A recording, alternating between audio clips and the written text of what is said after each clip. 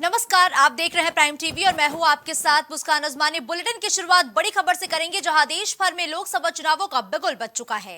लोकसभा चुनाव के पहले चरण की अधिसूचना जारी कर दी गई है। इस चरण में 17 राज्यों और 4 केंद्र शासित प्रदेशों के 102 लोकसभा सीटों पर चुनाव होंगे। पहले चरण में जिन राज्यों की लोकसभा सीटों के लिए मतदान होने हैं, उन पर प्रत्याशियों के नामांकन दाखिल करने की प्रक्रिया शुरू हो गई है। बता दें कि निर्वाचन आयोग ने लोकसभा चुनाव कार्यक्रम घोषित कर दिया है, जिसके तहत देश भर में 7 चरणों में मतदान संपन्न होने हैं। वहीं पहले चरण में वेस्ट यूपी की सहारनपुर, कैराना, मुजफ्फरनगर, बिजनौर, नगीना, मुरादाबाद, रामपुर और पीलीभीत की सीट पर चुनाव होगा, जिसके लिए नामांकन प्रक्रिया लगातार जारी है। तो 21 राज्यों की 102 सीटों पर आज से नामांकन की प्रक्रिया शुरू हो चुकी है और नाम वापसी की आखिरी तारीख 29 मार्च होगी।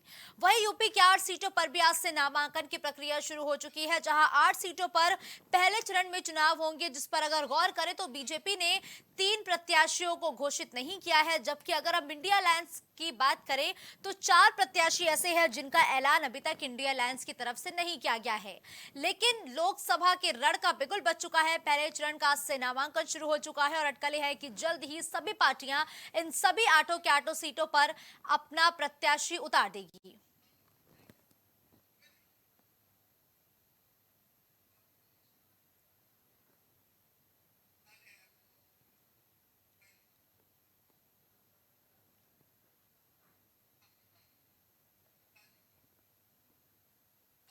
तो 21 राज्यों के 102 सीटों पर आज से नामांकन की प्रक्रिया शुरू हो चुकी है।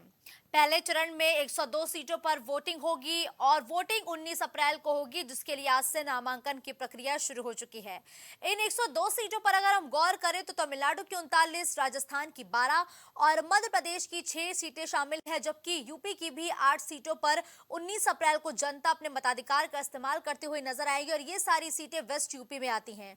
चुनाव आयोग ने 16 मार्च को प्रेस कॉन्फ्रेंस कर लोकसभा चुनाव की तारीखों का ऐलान किया गया था और इस ऐलान के साथ ही पहले फेज के लिए आज से नामांकन की प्रक्रिया शुरू हो चुकी है।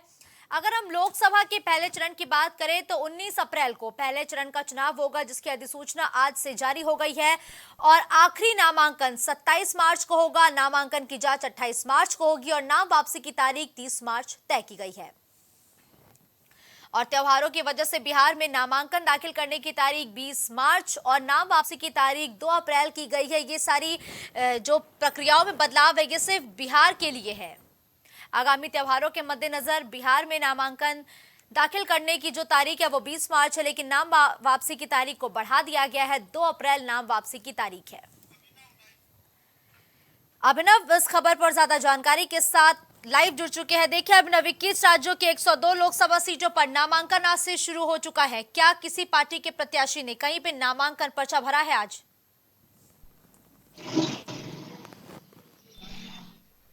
आज पहले चरण के लिए नामांकन प्रक्रिया शुरू हो गई है। आज 19 अप्रैल से और जो 19 अप्रैल के लिए मतदान होना है उसके लिए आज से नामांकन शुरू हो गया है और जो तमाम पार्टियों के नेता प्रत्याशी हैं उनको जिनको टिकट मिल गया है वो अपना नामांकन कर सकेंगे। वहीं अगर बात करें उत्तर प्रदेश में तो पश्चिमी उत्तर प्रदेश की 8 सीटों पे जो है वो नामांकन की प्रक्रिया आज से शुरू हो गई। इसमें रामपुर की सीट, मुरादाबाद की सीट, पीलीभीत की सीट, इसके अलावा कैराना, बिजनौर समेत कई सीटें शामिल हैं। अभी पश्चिमी उत्तर प्रदेश में कई सीटों पे जो भारतीय जनता पार्टी है उसे और समाजवादी पार्टी और कांग्रेस के अलायंस को जो है प्रत्याशी घोषित करने बाकी हैं। हम पीलीभीत की सीट की बात करें तो वहाँ देखिए अभी जो वरुण गांधी बीजेपी सांसद हैं उनको अभी दोबारा से टिकट पार्टी ने घोषित किया। इसके अलावा समाजवादी पार्टी ने भी अभी कई सीटों पे अपने प्रत्याशी नहीं उतारे हैं। तो ऐसे में जो आज से नामांकन प्रक्रिया शुरू हुई है अभी 27 तारीख चलेगी।